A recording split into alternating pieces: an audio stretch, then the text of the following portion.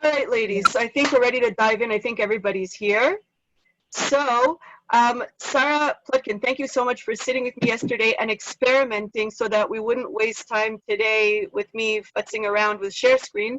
And we discovered that Zoom has a glitch with movies, that when you try to either like share screen, either YouTube or even just an MP4 you have on your laptop, it doesn't work well at all. It comes out choppy and is basically unusable. So, what we are going to do now, I'm going to put a link in the chat box, okay?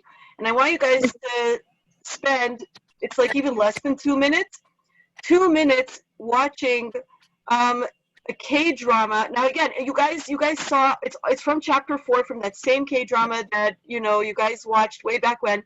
Again, we're going to be drawing on this episode over and over again, which is why I asked you guys to watch it. It wasn't because I'm like, okay, let's waste an hour. No, it literally had what we call in Hebrew tzedala derech, like, nutrition for the road, like that you literally need to come back on, that it literally brought so many parts of Sefer Melachim to life. I can honestly tell you, I've learned Melachim so many times over the past 2 decades or 2.5 decades. And until I saw this K-drama, so many parts of Melachim were a locked box for me. I just did not understand. And then all of a sudden, whoa, oh, that is what's going on here. So now, because you guys saw the episode a long time ago, I just want to refresh your memory and have you guys watch like these 2 minutes, whatever it is, a minute and whatever, because it's one scene that, because it's so short, it won't be necessarily on the radar, but I want it to be fresh in your minds. So I'm going to put the link in there with the hours/seconds, like from what time to what time you're supposed to watch.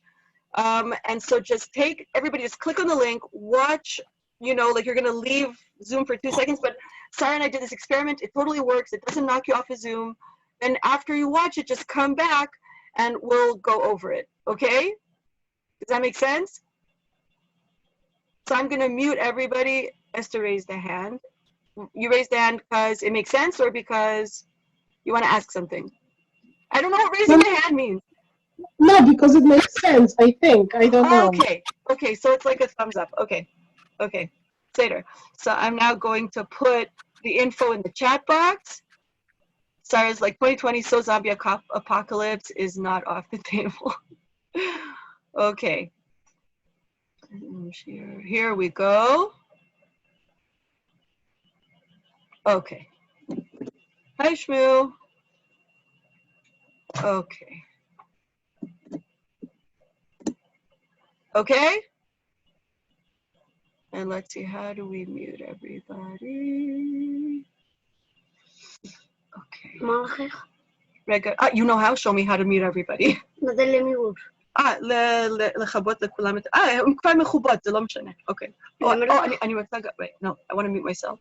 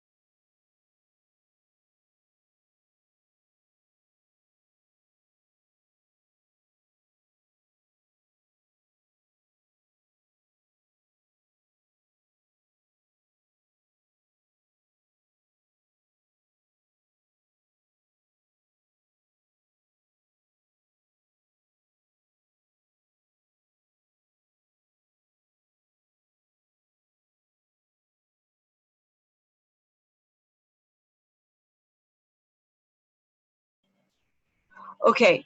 Are we done?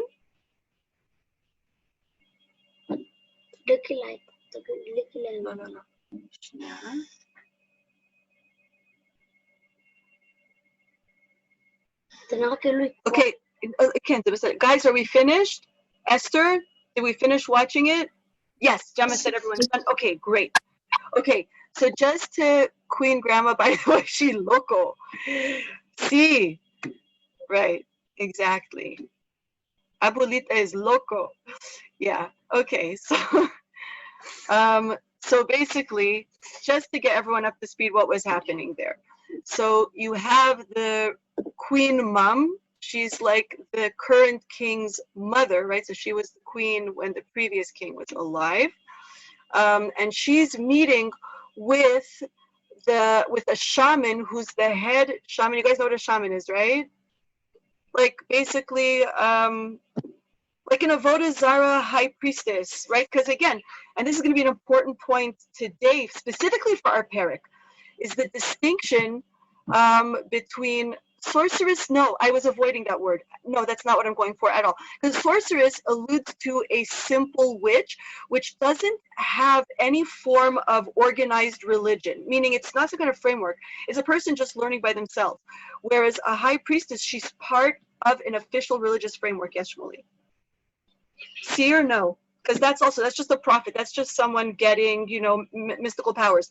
I'm talking about when a country has an official framework, a religious framework, and this is part of it.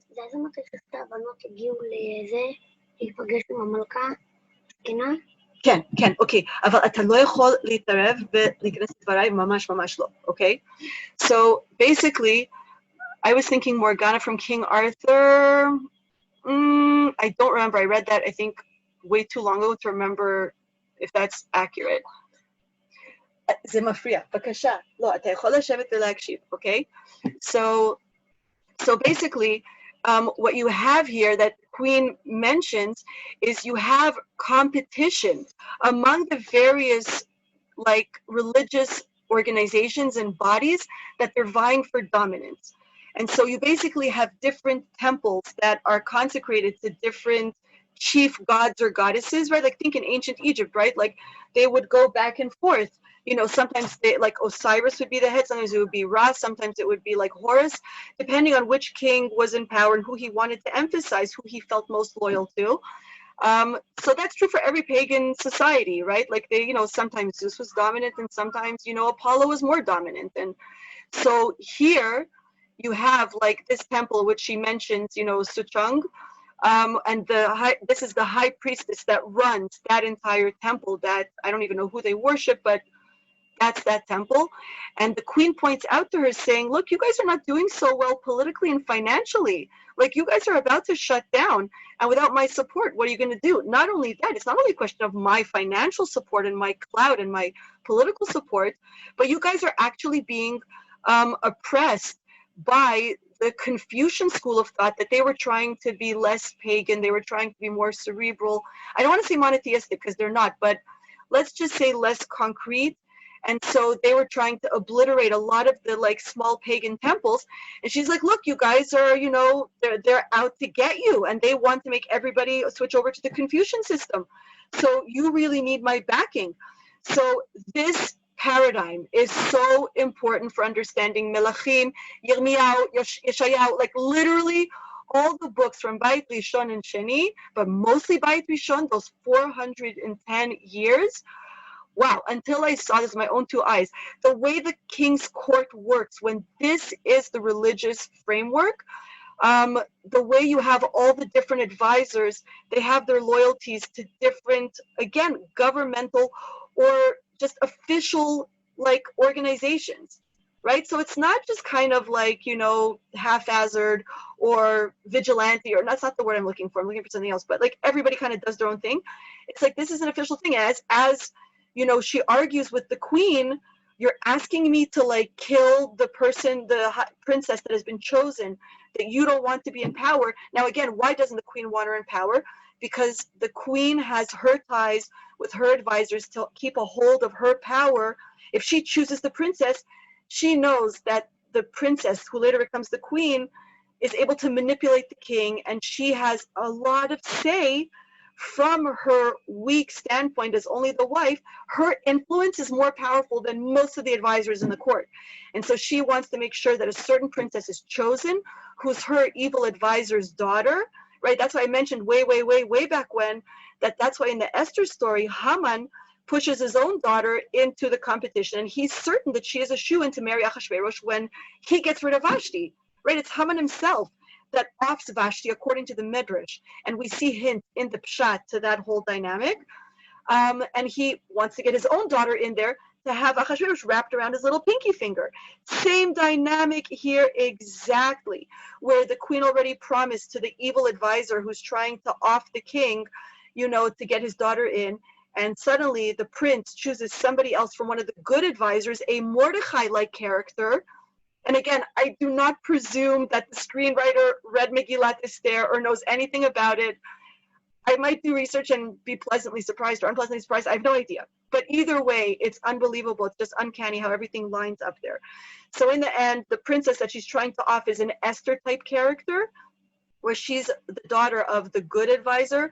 And the queen is like, this person messes up all of my absolute power. I will not stand for this. So she says, I want you to kill her.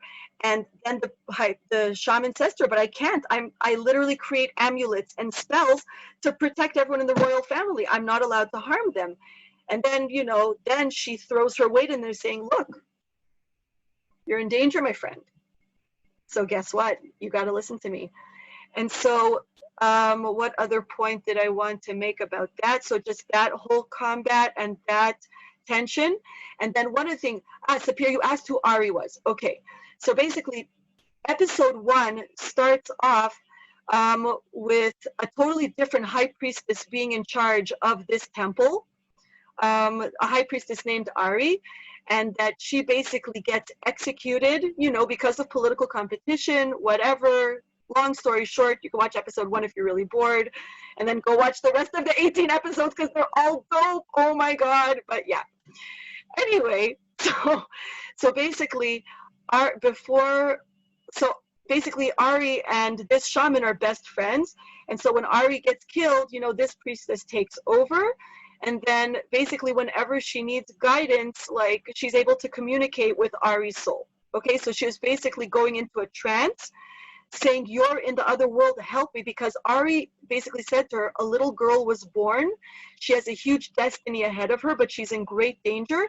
And she gave her instructions saying, your job is to protect this child no matter what. Sort of like a fairy godmother, like the good fairies or like Sleeping Beauty or whatever. So she's like, no matter what, you have to protect her. That's the reason why this shaman is arguing with the queen, because the queen's saying, I want you to kill her. And she's like, oh my God, I swore to Ari I was going to protect this child with my life no matter what, because she has some great destiny that I have to protect. So basically that's why she goes into a trance saying, Ari, what do I do? And then she says to her a very powerful line, do I choose the child or do I choose our temple? Do you understand what position she's in? From her perspective, she's literally the spiritual responsibility of the royal family and of a huge nation are on her shoulders. And she can't just let the temple fall apart and all of their prophets and priestesses and whatever. When you see the scenes of how the temples run, you kind of see, wow, this is incredible. The infrastructure that they had there in these temples is remarkable. I mean, the uniforms and the tools, and it was an academy, Lahavdil Alfei Rivavei Havdalos, right? But when I read about the prophecy academies that we had, that Shmuel Hanavi started, the Eliyahu Hanavi started, we're going to read about it in Melachim, right? From chapter 17, 18, 19 on, and then with Elisha. It just transported me to give me some kind of frame of reference, because I couldn't even fathom what it was like, because we're so disconnected. And so here I had a glimpse of a glimmer, because I understand, look at the klippas. What we had was so much infinitely greater. But still, the klipa and the fruit, they have some kind of connection, right? Even if banana peel and a banana, hello, what's the connection? And yet, the banana peel can smell like the banana. You get a glimpse, even from a banana peel, a tiny bit what the fruit is like, even though the banana peel is not edible, and it's actually garbage. And still, if you want to know what a banana is like, you can look at the peel and get a glimmer. So that's the little metaphor that I did with, okay, how does idolatry, How did their system work? What can that teach us about what we're missing in the Tanakh? Because honestly, this was really the point, that's the main point I want to make in this class specifically, which is these prakim that we're doing now and all the upcoming prakim in Tanakh, without a cultural frame of reference, we could just sleepwalk through them. Because if we don't understand the references, then it's like, okay, we'll read the stories and they seem at best not like, okay, we just don't understand them. They're incomprehensible. At worst, it can seem nonsensical. So, and that's the danger that so many people fall into, is either literally having a disdain for Tanakh because, oh, whatever, like this is just stupid, this is primitive, this is, and if we don't understand this, then entire books of Dvar Hashem, Hashem's own word, is lost to us. And that's a tragedy we cannot afford. So whatever is going to help us understand it, I mean, that's, again, it's also a personal baby project of mine, because that's what my master's thesis was on, was literally the thesis statement of, without cultural context, we do not have access to Tanakh. So this class is going to be a good example of like, okay, let's make sense. You know, Yirmiyahu name drops so many things that he just assumes we're going to understand. Very similarly, in I could say, like, for example, if a person's writing a novel today, right? And if I want to, you know, create a certain association. So if I say the cities, you know, the story happened in LA and part of the story happened in Las Vegas. I don't have to say anything else. You already know exactly what kind of atmosphere I'm creating. I don't have to describe anything else to you. You know so much about the character already, about what kind of people they're going to meet, because LA and Las Vegas are no longer just simply geographical cities. They are concepts. And they're concepts that are ubiquitous. I mean, you literally talk to anybody, you know, unless they're like living under a rock. And even then, like, you know, they'll have some kind of inkling. What does it mean LA? What does it mean Paris? What does it mean Las Vegas? So a writer doesn't have to go into detail explaining, and do you know what? Like, so that's why, for example, half of this chapter has cities name dropped, right? Tirza, Harama, Kinrot, all, you know, Aram Damascus. And Yirmiyahu's like, I have to explain to you what that is? What do you mean? Because they were established concepts for centuries. So just like we can't imagine a time where people won't, when we say New York or Manhattan, people will be like, what is that? We only know Mars, Beijing. I don't know whatever the future is going to be. Honestly, I have no idea. But just imagine for a second that the world undergoes some kind of upheaval. Oh, that's like a real stretch to think about that. And just imagine that you talk to a generation that does not know what New York is.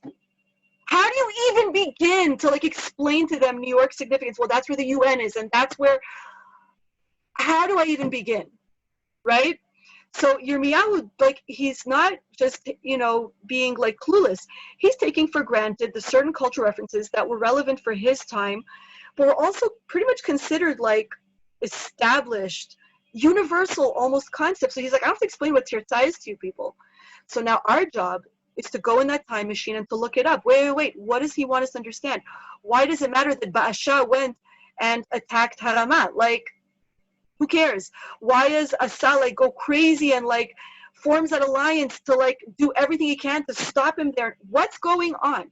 And that's also true for idolatry, because we're told all this information about the Asherah and the Ktashim and the this and the that. And we just hear these words and they mean nothing to us. And we're like, we don't understand Asa, the Gvira. We don't understand anything.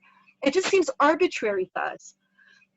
So this K-drama on so many levels elucidates so concretely so many concepts that are lost.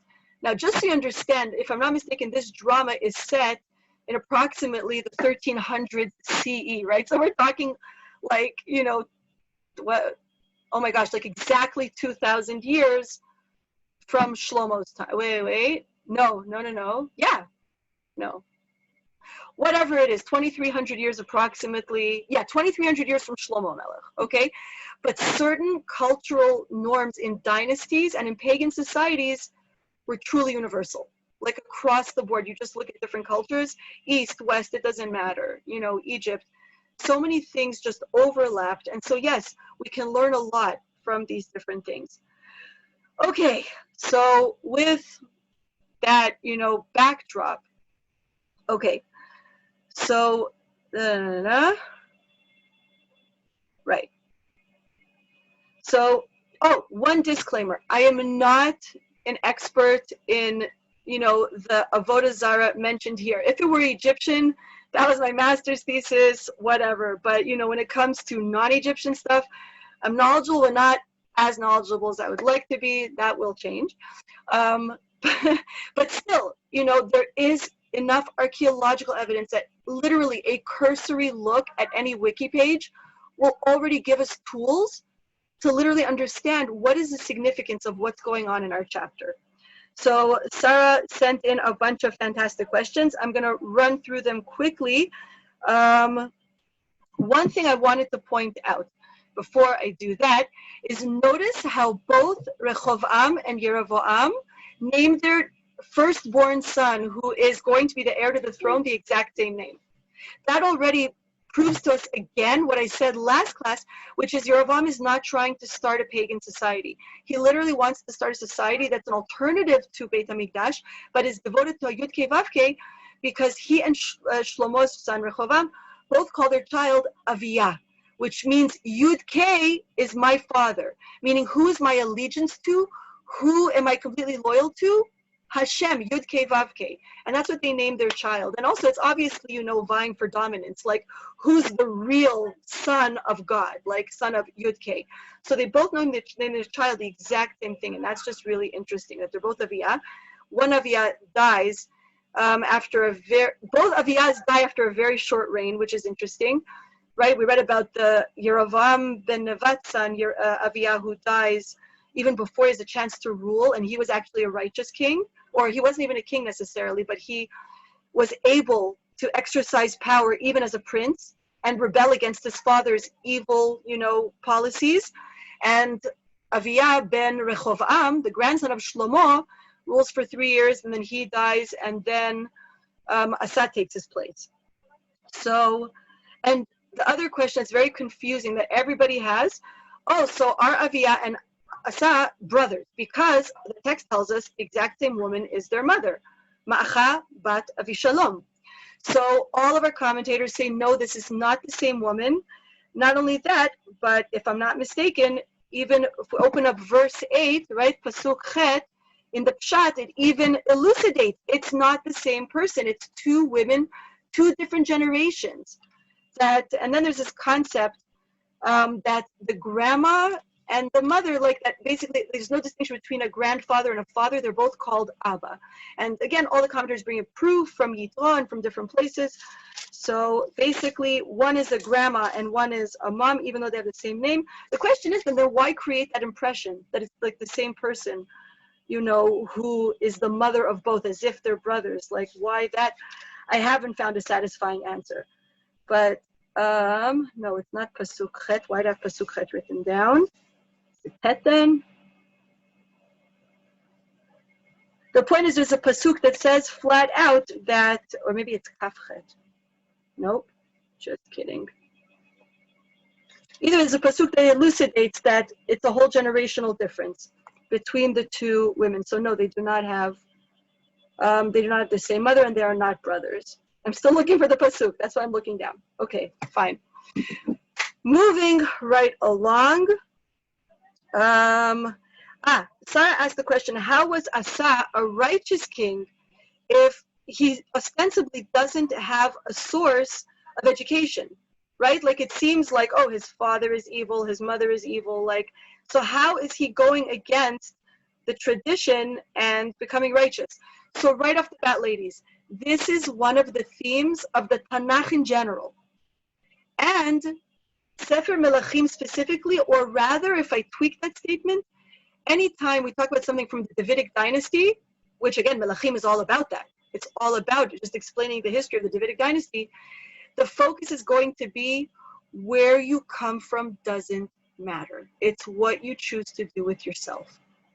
And so consistently we will see righteous kings springing up after the most rotten, immoral kings, and the flip side, the scum of the earth, worst villains, springing up after incredibly righteous fathers, right? Chizkiyahu Melech, who literally had the potential to be Mashiach and was one of the most righteous kings, he's sandwiched in between an incredibly evil father and is followed by a son that literally redefines what evil is.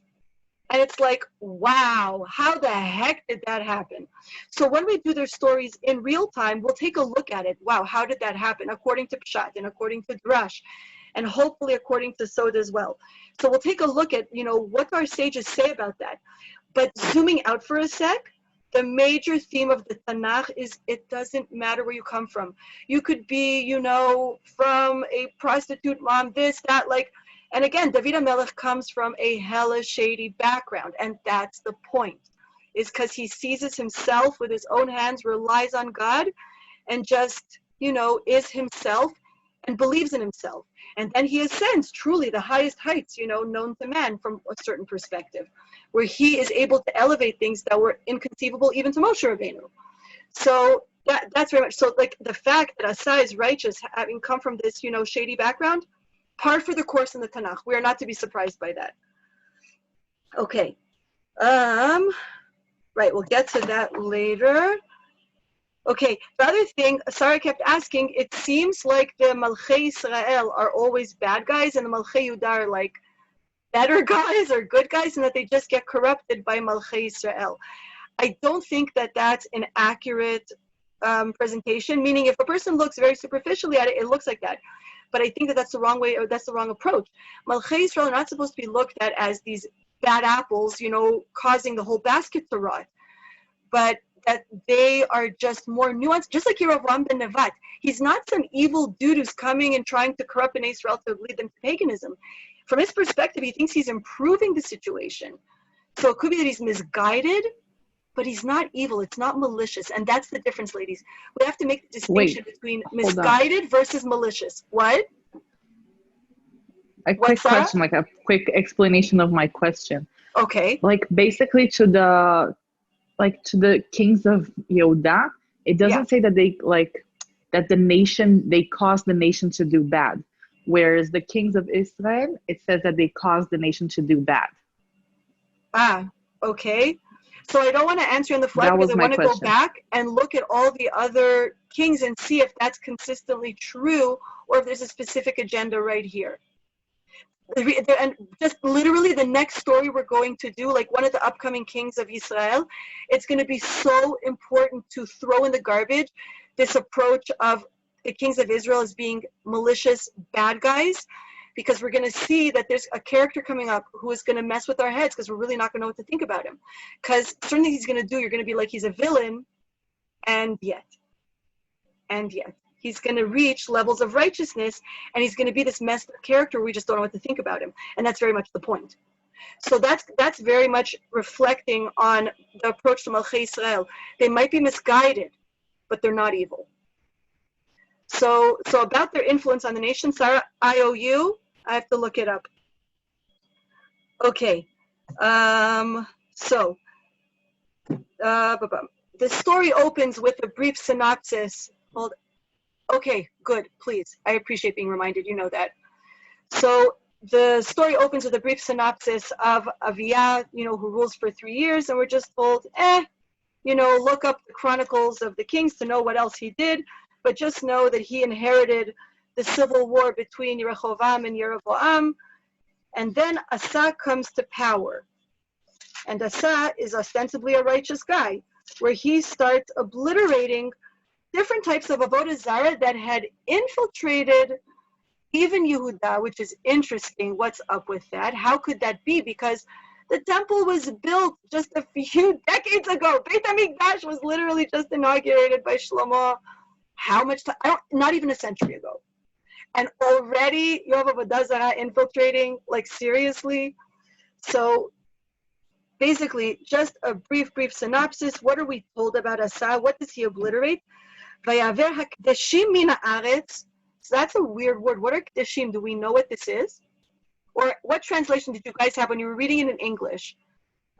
Gemma, what translation did you have?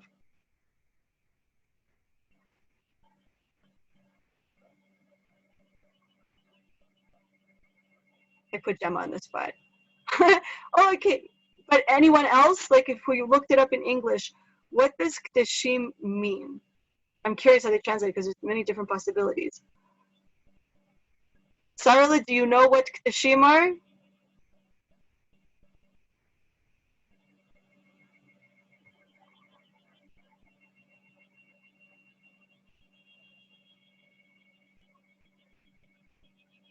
So Sorry. it's worth, yeah, no problem. It is worth it to wait for Gemma to look up the English translation because it would be interesting. What did they do with this difficult word?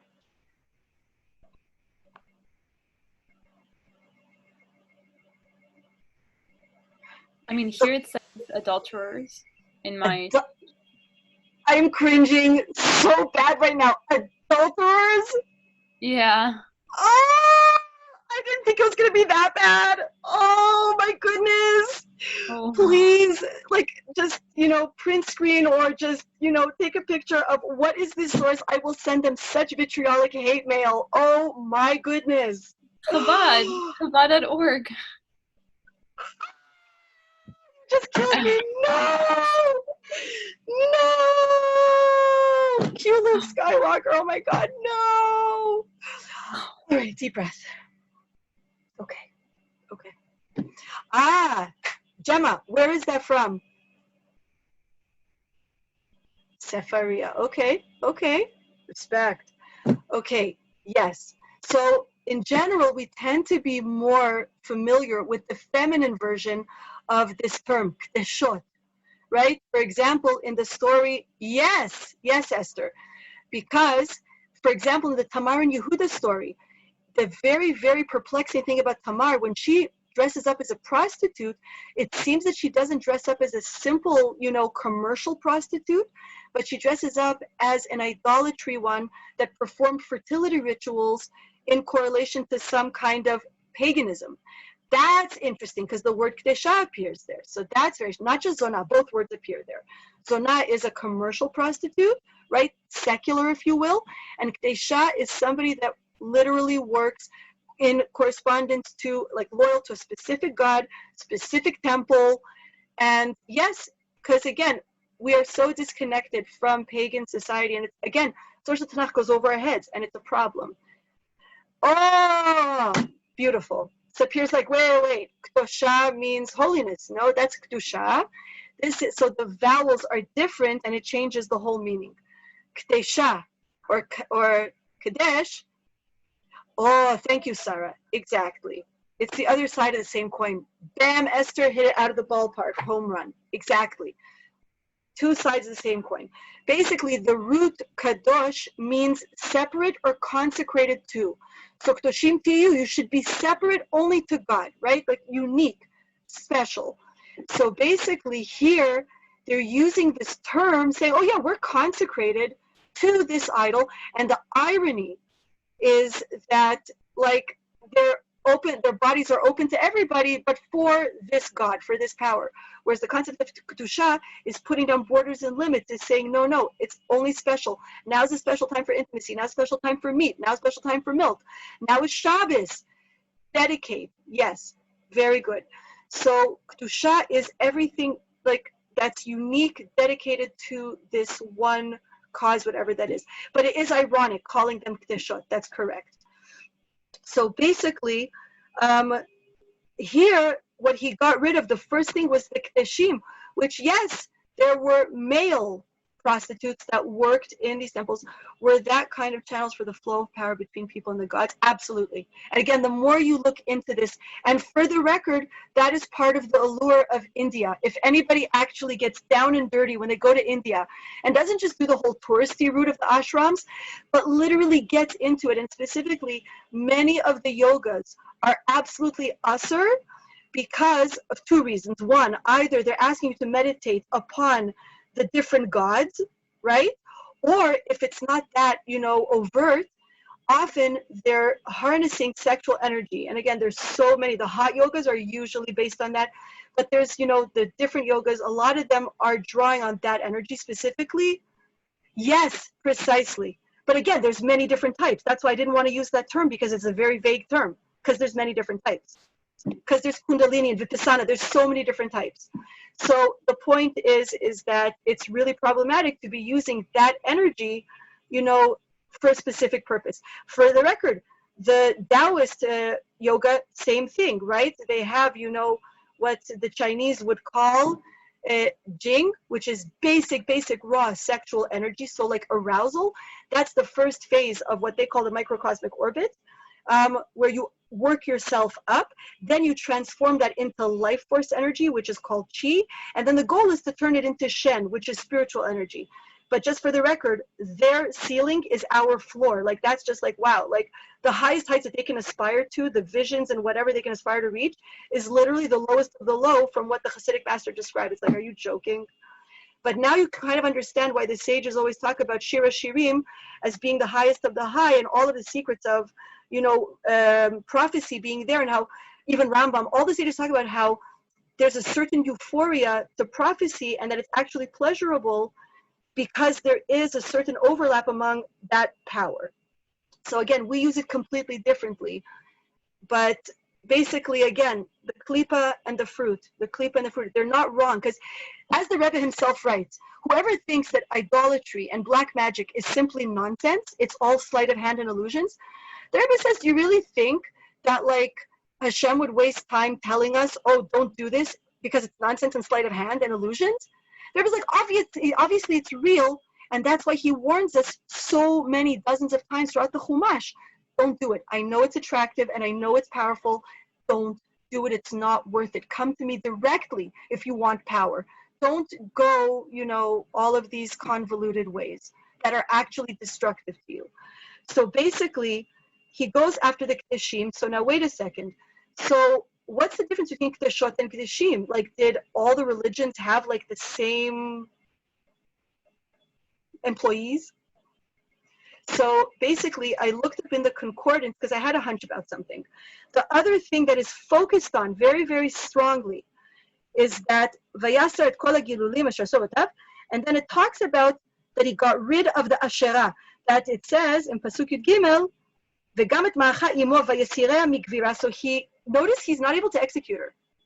She's so powerful, and again, because of the norms of the dynasty and the queen mom, that's the other tension in the K-drama that I would love to show you guys, is how the king, even when he discovers what the mom is doing, he doesn't have the legal power, even though he is the king and basically a god and has absolute power, he cannot execute her.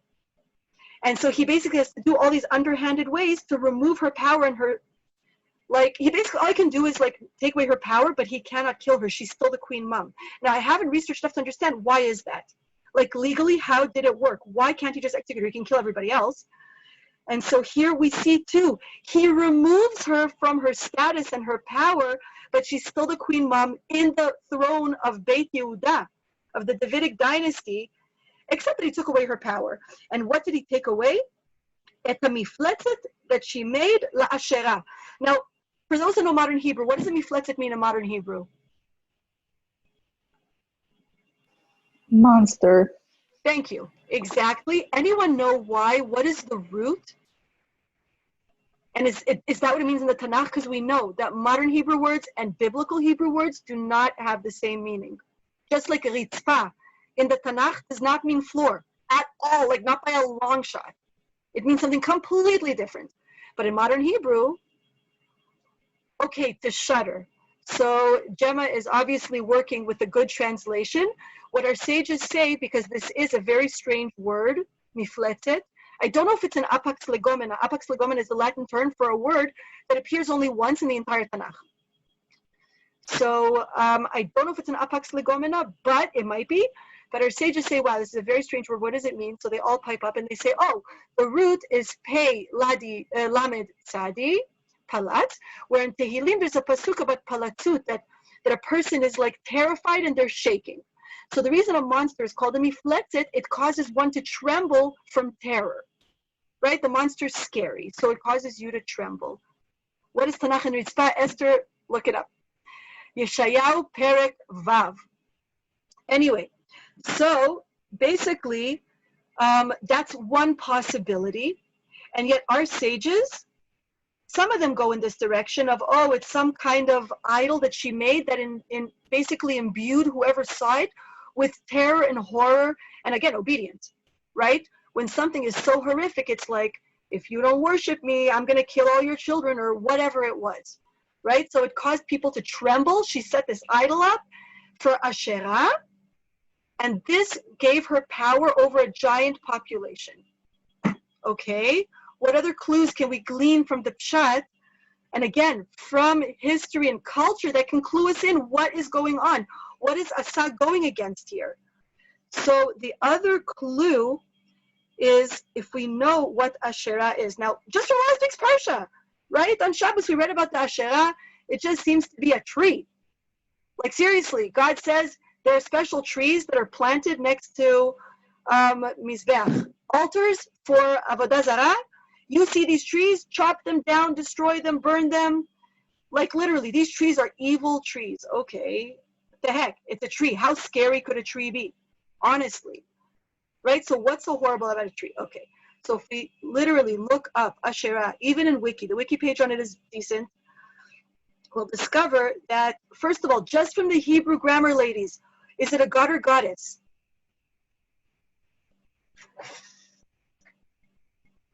Exactly, Sapir. Female. Right, Asherah. So she was across multiple cultures. Everybody had their version of her. She is like always the wife of the chief god. No, it's not Mother Nature. Mother Nature is Bupkis. She's so not even, well, you know what? I take that back. I take that back. Zooming out? Yeah, kinda. Okay, basically she is always the wife of the head god, whoever the main, god is. But not only that, she's also the goddess of life, of motherhood, of, fertility. And so one of the images that she was always portrayed as like a feminine body with a tree growing out of the belly. Okay, interesting. So again, you look at the different cultures, each culture put their spin on her, right? They framed her a certain way. The Egyptians did one thing with her. The Ugaritim did something else. Ugarit is an ancient society that is in modern day Syria. But again, like 4,000 years ago, it was a civilization that was like completely different. So everybody had their spin, but those are the common denominators. So now what we see, the dots that we connect from this picture, and again, Esther, no, that's a person's name. That's not a noun. And you're not distracting me. I'm ADHD bad enough as it is. Stop. You're not distracting me with it. So basically, it seems that Ma'acha, Bat Avishalom, who for the record, if we had time, I would have sent you guys to also look up who is Avshalom. Anyone know offhand who is Avshalom? The son of, very famous son of? He's a David's son. He was the one who rebelled and did the whole thing. King David, exactly, who led a civil war against his father and tried to murder his own father to take the throne. Now the interesting thing about Avshalom, the son of Michal, right? Well, what? What's the mother's name? Michal? It's Shaul. No. So if I'm not mistaken, her name is Ma'acha, but the daughter of Talmai Melech Gshur. Gshur is a small nation in between northern Israel and Aram Damascus.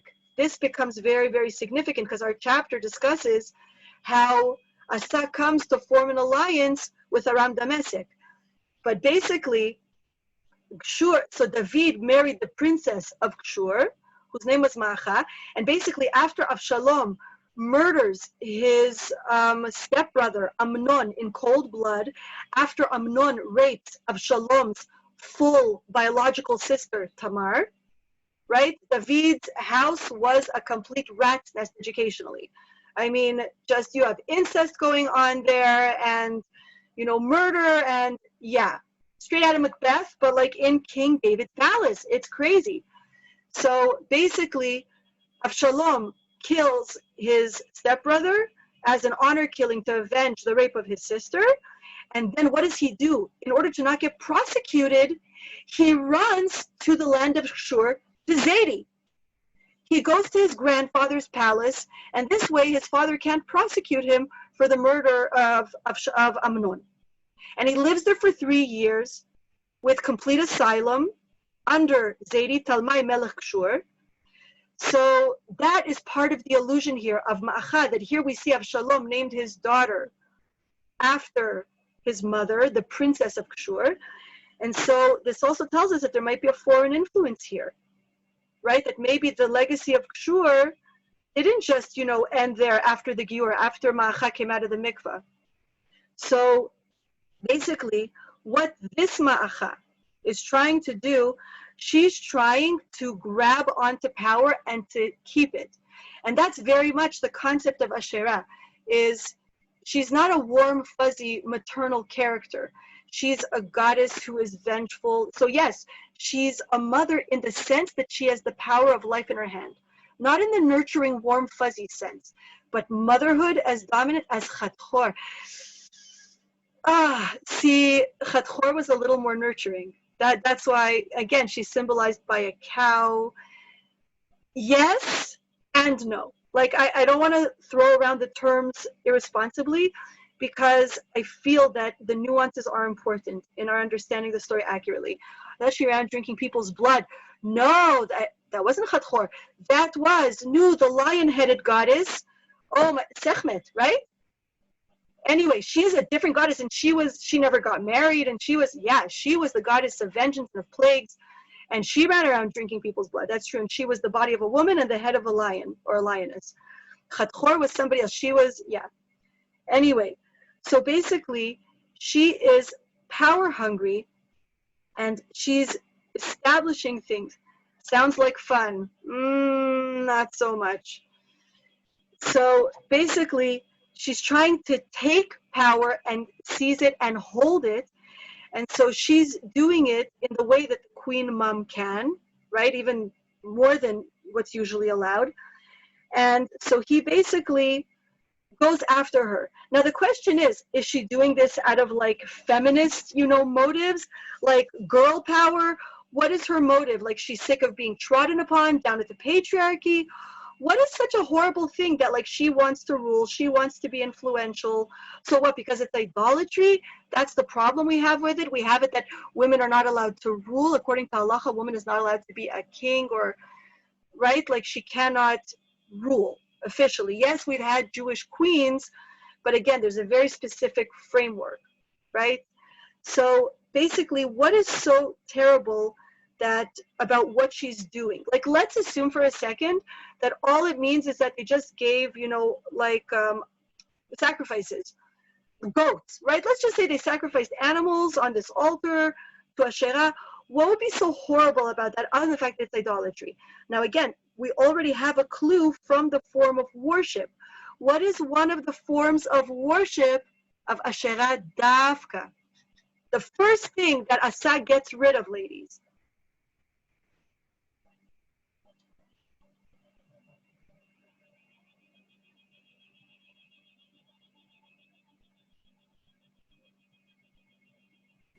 I don't know how to say this in a kosher way, but Not tznius, right? Yeah, we'll just go with like the male prostitutes in wood and like. Let's all giggle. I'm That was blushing. really funny Freudian slip, but okay. But the point is that, but yes, the male, notice, how does Asherah assert her power? By having these male servants performing for her, purposes, right?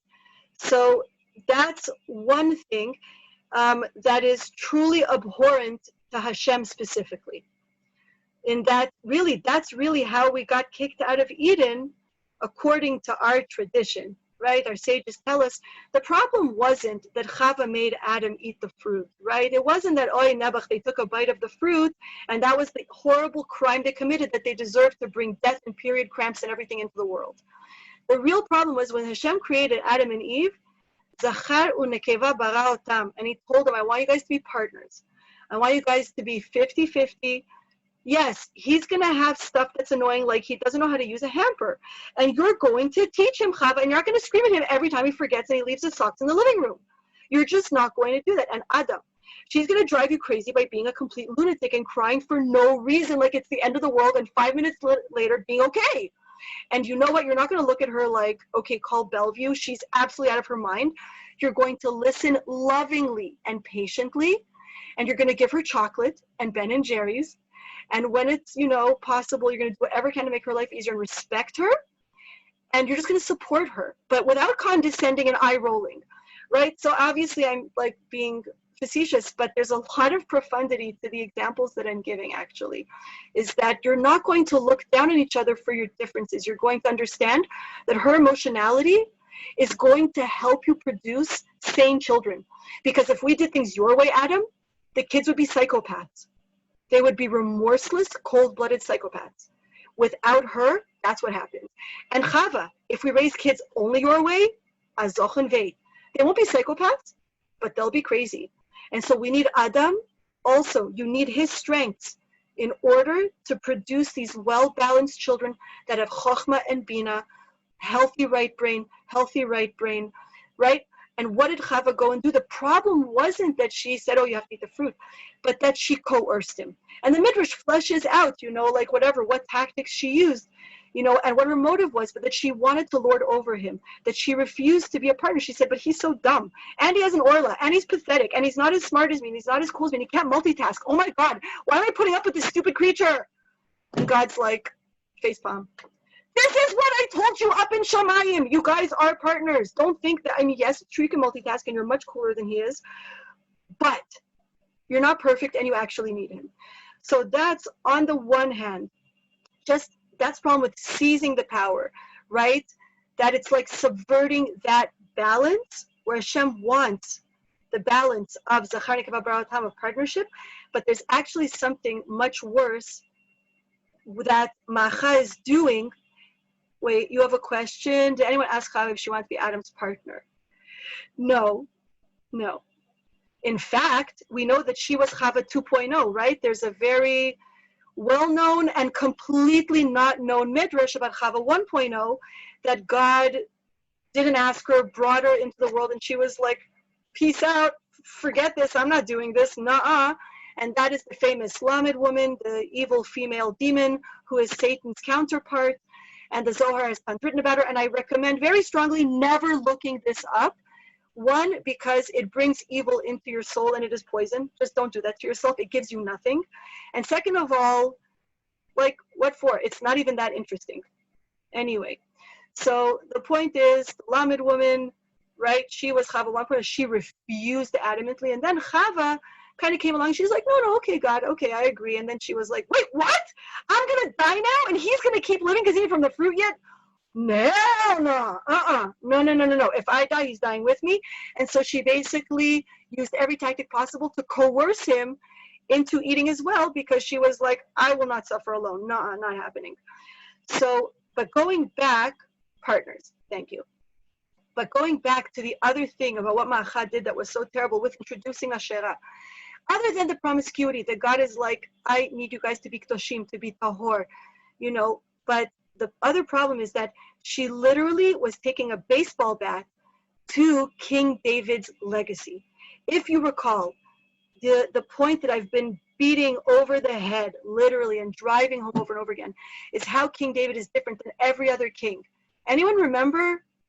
And that's why Mashiach comes from him, and he established the dynasty, because he is Malchus embodied. How did he rectify Malchus in the fullest sense of the form? Anyone? Because he had that woman there and he never touched them. He never knew her, no? Like when he was old and stuff. Right, so that's like the Makeba Patish. That's like the final step. But I'm saying even before that, like when how did he start ruling over Bnei Israel? How did he start his career as king?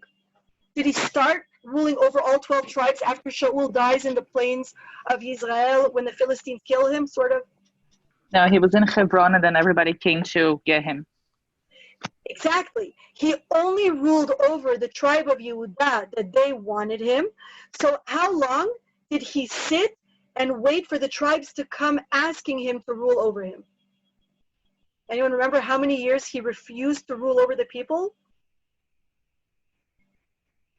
18 years, no, 7 years. 7.5 years, he waits and he lets Shaul's youngest son rule over the other 10 tribes for 2 years. Then he gets assassinated.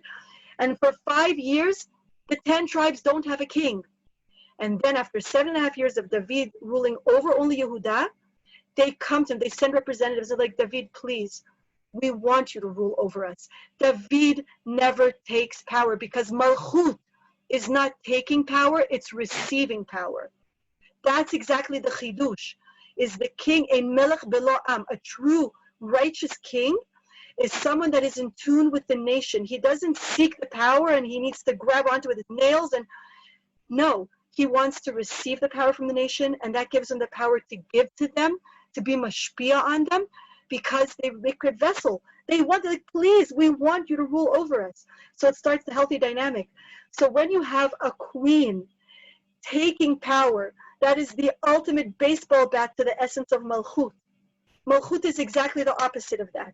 So she literally, David waited, and he tried to establish a kingdom where he tells Shlomo, rule over the people in a malchustic manner, in a benevolent manner, right? Now, I'm not talking about the financial policy and all that. I'm just talking about ideologically. Malchut in the Mitukin sense, never take power, receive your power.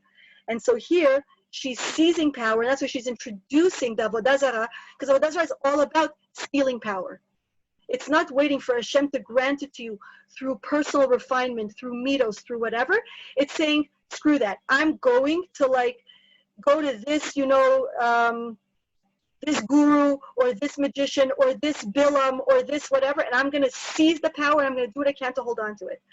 So Asa is returning or trying to return to King David's legacy, which is getting rid of that, not in the puritanical Salem witch hunt sense, in the sense of let's return to David's legacy of let's receive power, let's be a benevolent ruler. Now the interesting thing, Sarah, you asked the question, one of your questions you sent me, his leg boo-boo at the end of his life, why didn't he destroy the shrines? That is a great question. I have to look that up, Gemma. Fantastic question. What I learned specifically from the K-drama is that nothing happens like 0 to 100. Any policies that want to be changed and that have been around for decades, right? Because if Ma'achai is the queen mom, you understand how long her rule or her influence has been felt. And that's why anytime we're going to read about kings changing regimes, and the policies changing, wow, this king was king for 55 years. Guys, how do you even expect the Jewish people to change after 55 years under a certain regime and certain norms? And it's just, we have to remember, just imagine how long it takes for things to change when people are just used to a certain regime. So I don't know for sure why he didn't, but he chose his battles and he obliterated the important stuff. So what I wanted to say about the Mifletzet is that our sages, if you look up the Midrashim, they are scandalous. They're X-rated. And even the Hasidic masters quote those Midrashim that the Mifletzet was causing her to tremble and shake in a different way. And where did they get such a scandalous interpretation? Well, now you understand. They're like people. Asherah, Kedeshim. What do you think? She put a horror movie like Chucky mask or something on the Mifletzet? No, it was also a fertility ritual, because our sages were familiar with this. They were like, we know how they worship Asherah, hello. So obviously the trembling is from something else. So basically he's trying to purify the Jewish people. But what I wanted to say was, before I blipped out on you guys, was that, Sarah, with the leg boo-boo, why does it talk about him becoming sick in his legs at the end of his days? It means he didn't fully rectify Malchus, and rather he himself falls into a certain trap of becoming power hungry. Where am I getting this from? Because I'll tell you, if you guys want to look up the Midrash that explains why Asa was sick in his legs. Masechet Sota, Daf Yud, page 10, Amud Aleph, 10a. I recommend you look it up. It's a fascinating, short little Gemara that you guys will have 5 million questions on. But there, Sarah, it explains he got sick in his legs. What is it, arthritis? And there is such an opinion. But then the Gemara explains he got sick in his legs. Now, does anyone know what legs represent in Hasidus? Because we know that each of the Sfirot has an anthropomorphic equivalent. I should have clarified, my bad. Yes, Gemma's right, Netzach and Hod, right leg, left leg, except that he got sick in his feet, because we know that in Hebrew there aren't 2 different words for feet versus legs.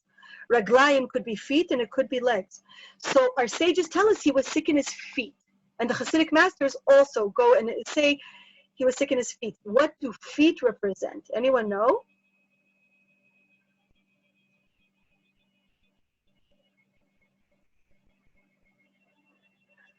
So, spoiler, Malchus. Malchus has 2 anthropomorphic representations, the uterus, yes, and the feet. So whenever someone is suffering in their feet, it's saying their Malchus is damaged. And if you look at the Midrashim, they seem so disconnected from the Pshat, where the sages are just taking creative license. Like, what are you talking about? Like that he did this sin and this sin. And the common denominator among the Midrashim that they write in Masechet Sota is an abuse of religious power politically. And so basically, the sages say, oh, why were his feet sick? So this is another example where the sages of the Mishnah already knew Kabbalah and Hasidus. Because if you don't know Kabbalah and Hasidus, you don't understand. You just think the sages are on crack and they're making Midrashim up stam. Like they're tripping and like, okay, whatever. But if you know Hasidus and they're like, oh, abusing your royal power, and that's the Midrash explaining he's sick in his feet, it all makes sense. Right? That's why learning according to Pardes is so crucial, because otherwise things are just literally body parts that are just lying around and we just don't know how to make sense of anything. I guess it's a funny pun, just body parts, but really, like, you don't know this person. Who is this person? What is a personality? Only when you put everything together and it's like, oh, here's the liver and the lungs, and tell me about who you are. And then suddenly the Torah can speak to you. So it's like, okay, I am a woman and I am a princess and I am this and I lived in this era. But we need to go through that process of like the midrash and not assuming that they're stupid or arbitrary, right? That's another very difficult thing for modern people, because we just assume they're primitive. They didn't know about Darwin and they didn't know about, you know, all this stuff that, I mean, heck, they couldn't Skype. How intelligent could they be? And it's like pretty dang intelligent. So basically, in a nutshell, that is part of what is going on in the first half of the parak, or rather Asa's reign, is that he is trying to rectify that and go back to that form of ruling. And then, again, I'm going to wrap up just because we've gone over time, but not really, just because we started 20 minutes late. Can I spend a few more minutes just like talking about the second half of Asa's career? Yes, no? Thumbs up. Yes, it's okay. Whoever has to run, you guys could just watch the second half on YouTube when I put it up on the YouTube channel. So basically, the other motif that is going to be a thread that weaves its way through Sefer Melachim, one, I'm telling you right now, we're going to meet another Ma'achat type character, but from Beit David. So this is going to be a theme where you have female characters in power, in the throne, you know, somehow part of the throne, introducing a shera or some kind of idolatry in order to grab and seize power, and are going to commit atrocities to maintain that power. And so that's one motif, is the power and the influence of a woman. And again, ladies, notice this started already from Perek Gimel of Melachim Aleph. Our sage is already pinning, saying Shlomo, his downfall began when he married Bat Paro, and when he married all those women that they swayed his heart. So that opens and it literally closes Sefer Melachim Bet, like it's just going to be a thread that weaves its way through. So the influence of the woman theologically on the king, because Yirmiyahu is trying to make 2 points for the Jewish people. One, don't think that forming alliances with the nations through marriage is going to give you security. That we spoke about last time. But the other thing that he's going to talk about is don't form alliances through political peace treaties, because that's not going to give you security either. What is described is that Asa at some point feels very, very secure in his power, that he starts abusing it. And one of the first things that is a big sign of abuse of power is when he breaks into civil war. One of the other motifs that we're going to see, literally throughout the entire Sefer Melachim, and I'm going to post a sheet underneath the YouTube link to this shir, so you guys could see it. So just keep your eyes open in the comment section for a picture that a JPEG I'm going to post. That basically, whenever a king gets very cocky, they're going to go into civil war with the other kingdom. So either Yehuda or Yisrael are going to attack the other kingdom. And then one of the sides, either Yehuda or Yisrael, are going to form an alliance and ask for backup with a foreign nation, which is exactly what happens here. Just really, really briefly, Ba'asha, we're told that he goes to Harama, that he starts building there and he seizes it. So I looked for a decent map to share screen with, and I didn't find anything decent. Harama is the northern border of Binyamin. Again, remember, Binyamin and Yehuda are one territory. The kingdom of Judah is Binyamin and Judah together. So the northernmost city of Mamlechet Yehuda is Harama. So when it says that Baasha goes down from the north and he starts building in Harama, that's basically the first shot fired. That's a call to war saying, I'm now going to conquer you, king of Yehuda. I want to seize Yehuda and rule over all 12 tribes. What are you going to do about that? And basically, that's why Asa can't take that lying down. He has to come out swinging. So the question is, what can he do? It wasn't that he defended his borders. That's not the problem. The problem was that that it literally went to civil war. They couldn't just, use diplomacy and just say, Baasha, back off. Mamlechet Yehuda, Mamlechet Israel, be happy with your 10 tribes. But what does he do to get backing? He goes to Aram Damascus and he says, right, like a little while ago, you made a peace treaty with that guy, my cousin. I'll pay you off real good if you breach your treaty and you get my back, because he just attacked me and I want you to totally stab in the back for me. Deal? Shake on it? So that's the other motif that we're going to see over and over again. Civil war is always one of the Jewish kings saying that water is thicker than blood. I have this relative, this brother that's so annoying. Forget him. I have a friend who treats me better than a brother. No, that's the other message. No matter how annoying family could be, blood is blood. And that's it. And you can't trade the most annoying sibling for a really, really good friend who's not even a real friend. Because how good of a friend can a foreign nation be? They're basically just, hitchhikers. They are sycophants. They go wherever the money is. So whoever pays, whoever the higher bidder is, that's who you're loyal to. And that's the other message. Don't think you can secure peace or security or safety from marital alliances, because that will end up stabbing you in the back and backfiring. And so will political peace treaties. And we'll see king after king from either side falling prey to that temptation of alliances through marriage and alliances, politically, to stab the brother in the back. So the cities mentioned, again, are like, once upon a time, I would have said 2,000 years ago, Harama, or maybe not 2,000 years ago, no, possibly, right? They would have known, oh, what do you mean? He's going and building in Harama, I know exactly, or Tirza. He goes to Tirza. Tirza was the, Washington, D.C. of Mamlechet Israel. So every time we're going to see Tirza, we're going to see it again and again. In all of Melachim, keep in mind, Tirza is the Washington, D.C. of Mamlechet Israel. And so again, the rest of the descriptions there, just, having a map is really helpful, just because it makes sense of why is he going to Aram Damascus? Very simple. Aram Damascus is the closest northernmost superpower to Mamlechet Yehuda. And the fact that he also just formed an alliance with him. So the Kitzur, in a super duper nutshell, that is what our chapter is about. It's in some ways really the icon for all of Sefer Melachim, where Yirmiyahu is really driving it home, saying, look what foreign alliances could do through marriage and through politics. It leads to brother killing brother, and that never ends well. So Jewish people, please get a clue. Avas chinam, and avas chinam. That's the only thing that we need. Taiv. Alrighty, so I'm going to edit this so that it only starts from the actual shir. And yeah, take care, you guys. And next week, same time, same place, I think.